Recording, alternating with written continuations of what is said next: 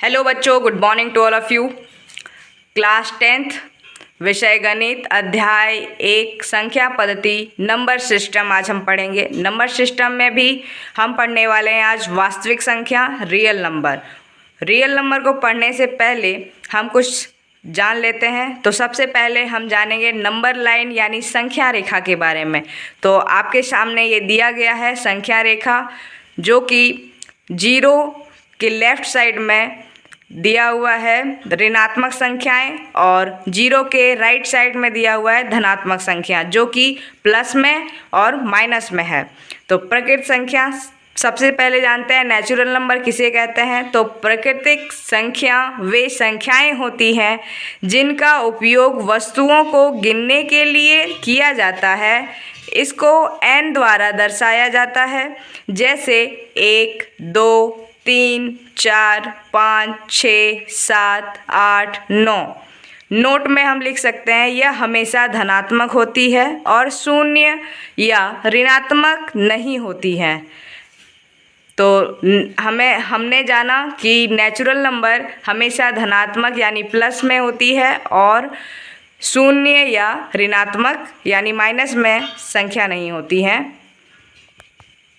तो ये आप स्क्रीनशॉट भी ले सकते हो और इसका डेफिनेशन याद भी कर सकते हो। हेलो, मेरा नाम है कृति वर्णवाल और आज मैं आपको पढ़ाने वाली हूँ क्लास 10th का मैथ। और सबसे पहला चैप्टर है इसका संख्या पद्धति नंबर सिस्टम, और उसमें भी वास्तविक संख्या यानी रियल नंबर आज पढ़ेंगे। तो यहाँ पे संख्या रेखा दिया गया है, नंबर लाइन दिया गया है और 0 के लेफ्ट साइड जो भी संख्या है वो ऋणात्मक संख्या यानी माइनस में है। जितने भी संख्या हैं वो माइनस में लिखे गए हैं और 0 के राइट साइड जो है वो धनात्मक यानी ये सारी संख्याएं प्लस में लिखी गई है। ठीक है, तो इस पूरे को हम क्या बोलेंगे? संख्या रेखा बोलेंगे, नंबर लाइन बोलेंगे। ठीक है, तो उसके बाद हम देखते हैं प्रकृत संख्या। प्रकृत संख्या नेचुरल नंबर, इसको इंग्लिश में नेचुरल नंबर बोलते हैं और इसको n से दर्शाते हैं, कैपिटल N से। प्राकृतिक संख्याएं वे संख्याएं होती हैं जिनका उपयोग वस्तुओं को गिनने के लिए किया जाता है। इनको n द्वारा दर्शाया जाता है, जैसे 1, 2, 3, 4, 5, 6, 7, 8, 9। अगर आप कोई भी इंसान को बोलोगे कि गिनती स्टार्ट करो, गिनती गिनो, तो वो सिर्फ 1 से स्टार्ट करेगा, 0 से स्टार्ट नहीं करेगा। इसीलिए इसका जो नंबर है वो 1 से स्टार्ट होता है, ना कि 0। और यहाँ पे नोट में लिखा गया है कि यह हमेशा धनात्मक होती है, यानी कि प्रकृत संख्या हमेशा प्लस में होती है, ऋणात्मक नहीं होती, और शून्य या ऋणात्मक नहीं होती है। तो ये नोट हमेशा याद रखना कि प्रकृत संख्या हमेशा धनात्मक में होती है और ना ये शून्य होती है और ना ही ये ऋणात्मक यानी माइनस में होती है। स्टार्ट। पिछले बार हम पढ़े थे प्रकृत संख्या और आज हम पढ़ने वाले हैं पूर्ण संख्या, यानी पूर्ण संख्या को इंग्लिश में बोलते हैं होल नंबर। होल नंबर का परिभाषा देख लेते हैं कि होल नंबर किसे कहते हैं। तो होल नंबर 0 से अनंत तक की सभी धनात्मक प्रकृत संख्या पूर्ण संख्या कहलाती है। जैसे 0, 1, 2, 3, 4, 5, 6, 7, 8, 9 ऐसे ही अनंत तक की संख्याओं को पूर्ण संख्या कहते हैं। यहाँ पे नोट देके लिखा गया है पूर्ण संख्याएं 0 से शुरू होती है और अनंत तक जाती है। यहाँ पे भी दिखा गया है कि पूर्ण संख्या को W से दर्शाते हैं, कैपिटल W से दर्शाते हैं। पूर्णांक संख्या को इंटीजर कहते हैं और इसको Z से दर्शाते हैं, कैपिटल Z से दर्शाते हैं। धनात्मक, ऋणात्मक और शून्य से मिलकर बनी हुई संख्याएं पूर्णांक संख्याएं कहलाती हैं। जैसे कि यहाँ पे दे दिया गया है, देखो ये संख्या रेखा है यानी नंबर लाइन है।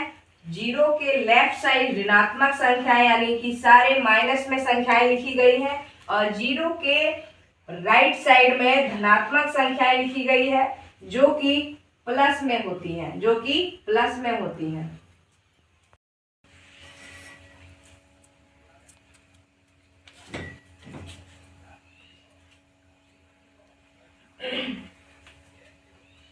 आज हम पढ़ने वाले हैं भाज्य संख्या यानी कॉम्पोजिट नंबर। ठीक है, तो सबसे पहले इसका परिभाषा जानते हैं कि परिभाषा क्या है।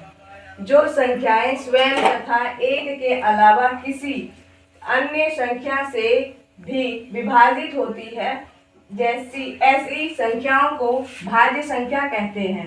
जैसे 4 हो गया, 6 हो गया, 8 हो गया, 9 हो गया, 10 हो गया, 12 हो गया, 14 हो गया, 16 हो गया, 18 हो गया आदि। सबसे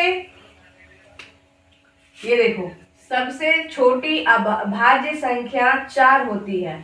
जैसे 4 का कितना फैक्टर है, 1 से हम 4 को काट सकते हैं, 2 से भी 4 को काट सकते हैं और 4 से भी 4 को काट सकते हैं। जैसे दूसरा देखते हैं 6 को कैसे काट सकते हैं, 1 से काट सकते हैं, 2 से काट सकते हैं, 3 से काट सकते हैं और 6 से काट सकते हैं। यानी हम 1 2 3 6 से भागा करेंगे तो ये 6 हमारा कट जाएगा।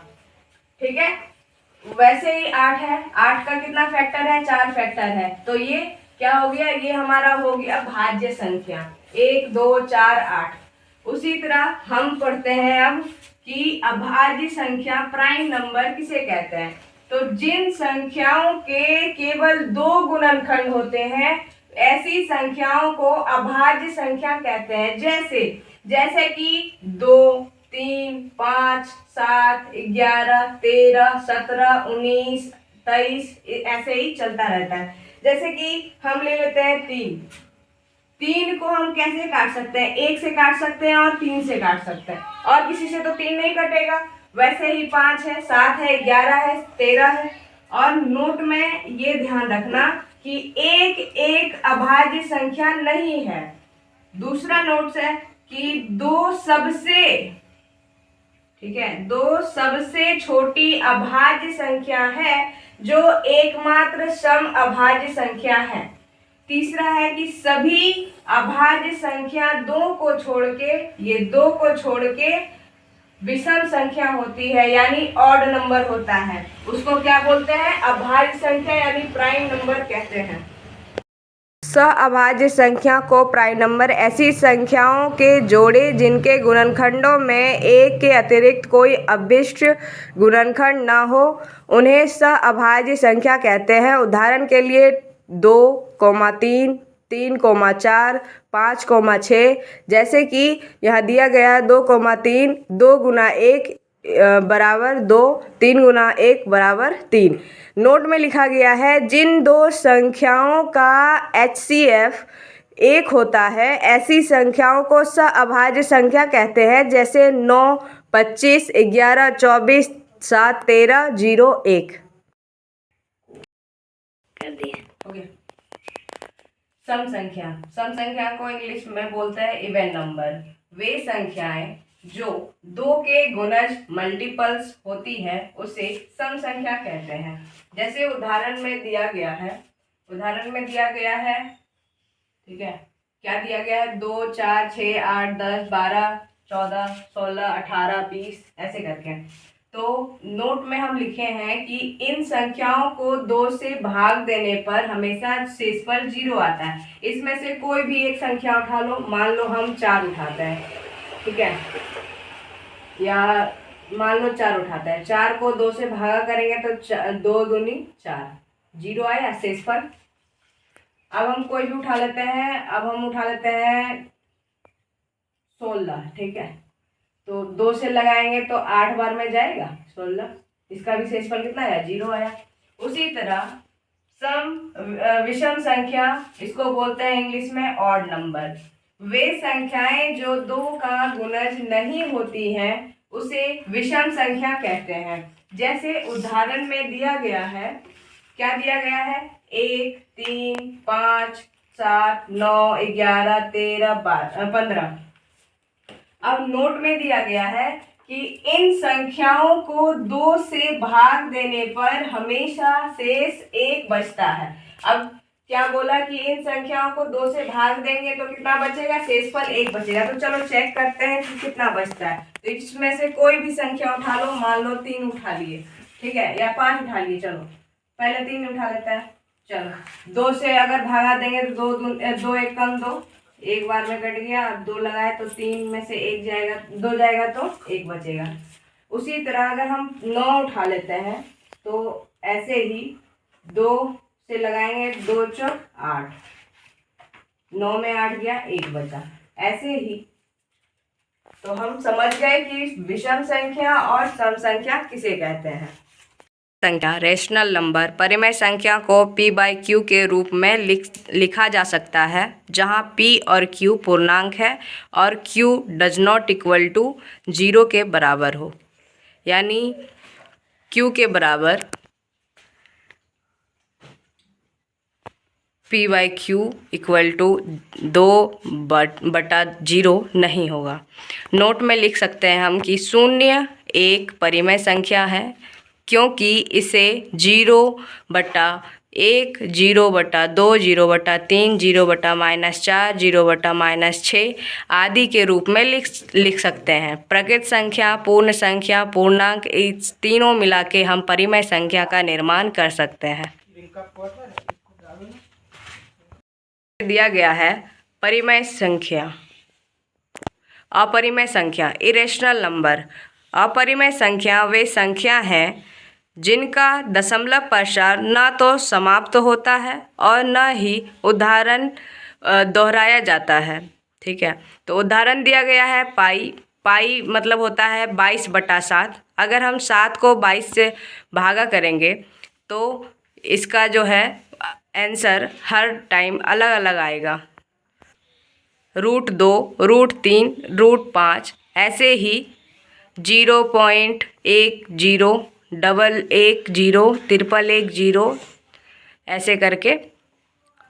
जैसे कि अगर हम पाई को भाग देते हैं, 22/7 को 7 से 22 को भाग देते हैं तो हमारा जो आंसर आता है तो कुछ इस प्रकार आता है 3.1428557, यानी कि कोई भी संख्या रिपीट नहीं हो रहा है। तो इसका मतलब ये है कि यह अपरिमेय संख्या है। ठीक है, वास्तविक संख्या रियल नंबर किसे कहते हैं, जिस सभी परिमेय संख्याओं और अपरिमेय संख्याओं के संग्रह से जो प्राप्त होता है उसे वास्तविक संख्या कहते हैं। ठीक है, अब हम पढ़ने वाले हैं भिन्न। भिन्न को इंग्लिश में बोलते हैं फ्रैक्शन। एक संख्या है जो किसी पूर्ण वस्तु या संख्या के एक भाग दर्शाती है। इसे अंश और हर के रूप में लिखा जा सकता है, जहां अंश चयनित भागों की संख्या को दर्शाता है और हर कुल भागों की संख्या को दर्शाता है। जैसे कि हम रोटी का एग्जाम्पल ले सकते हैं। मान लो एक रोटी है जिसका आधा भाग कोई खा गया और आधा भाग खाली है, तो 1/2। यानी मान लो कोई पिज्ज़ा है, उसका 4 भाग है, तो 2 भाग किसी ने खा लिया और 2 भाग बचा हुआ है, तो 2/4।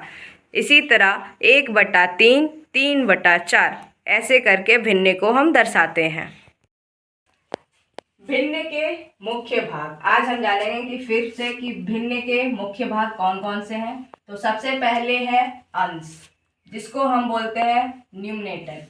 यह भिन्न के ऊपर की संख्या होती है और यह दर्शाती है कि पूर्ण वस्तु के कितने भाग लिए गए हैं। ठीक है, जैसे कि मान लो कोई भी ये रोटी है, ठीक है, इसको 2 भाग है, एक हम खा गए और कितना बचा 1/2, क्योंकि एक भाग था। ठीक है, उसी तरह हर डिनोमिनेटर यानी कि डेनोमिनेटर, यह भिन्न के नीचे की संख्या होती है और यह दर्शाती है कि पूर्ण वस्तु को कितने बराबर भागों में विभाजित किया जाता है। जैसे कि ये हो गया हमारा अंश और ये हो गया हमारा हर।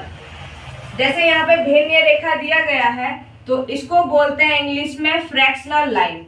क्या बोलते हैं? Fractional line. यह अंश और हर को अलग करने वाली रेखा होती है, जिसे बटा क्या कहते हैं, बटा भी कहा जाता है। जैसे यहाँ उदाहरण दिया गया है, मान लो ये पिज्जा है, ठीक है, इसको लिख देते हैं पिज्जा, ठीक है, ये पिज्जा, पिज्जा का 4 भाग है, ठीक है, 4 भाग में से एक भाग कोई खा गया, ठीक है, एक भाग कोई खा गया, इसीलिए कलर कर दिए यानी रंग दिए। तो 1/4 यानी एक भाग कोई खा गया, 4 भाग में से एक भाग कोई खा गया, तो इसको बोलते हैं ऊपर वाले को अंश और नीचे वाले को हर। तो अंश में क्या आ गया, अंश में मेरा 1 आ गया और हर में क्या आ गया, 4 आ गया, ये हमको पता चल गया। ठीक, मिलते हैं नेक्स्ट वीडियो पे, तब तक के लिए bye, thank you so much.